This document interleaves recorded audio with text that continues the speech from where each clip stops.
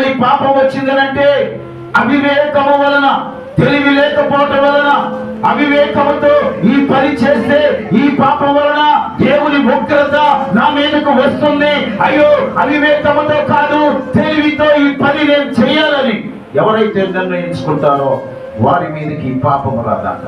అందుకే ఆయన ఏమంటున్నాడంటే, నేను అవివేకముగా, మిక్కిలి అంటే పూర్తిగా స్పృహలో ఉండి పూర్తిగా అన్ని తెలిసే ఈ పాపము చేశానని ఒప్పుకుంటున్నాను. దేవుని బిడ్డలారా, ఈరోజు అవివేకము మన జీవితాలను నాశనం చేస్తుంది.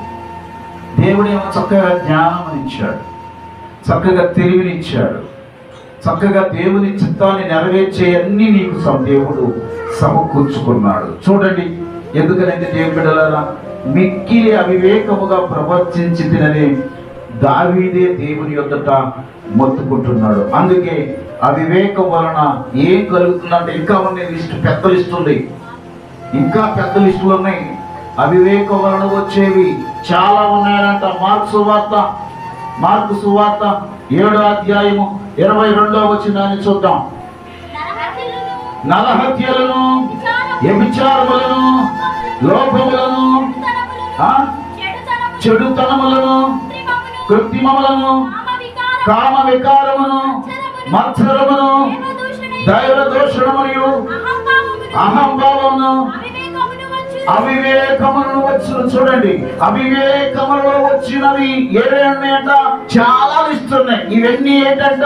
దేవునికి వ్యతిరేకమైనవి. చూసారా, ఒక్క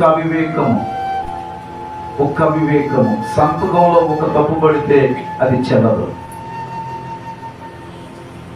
పరీక్ష రాసేటప్పుడు ఒక మాట తప్పు రాస్తే ఆ మాటను కూడా అక్కడ లెక్కించి చిన్న మార్కులో వారు ఏర్పడతారు.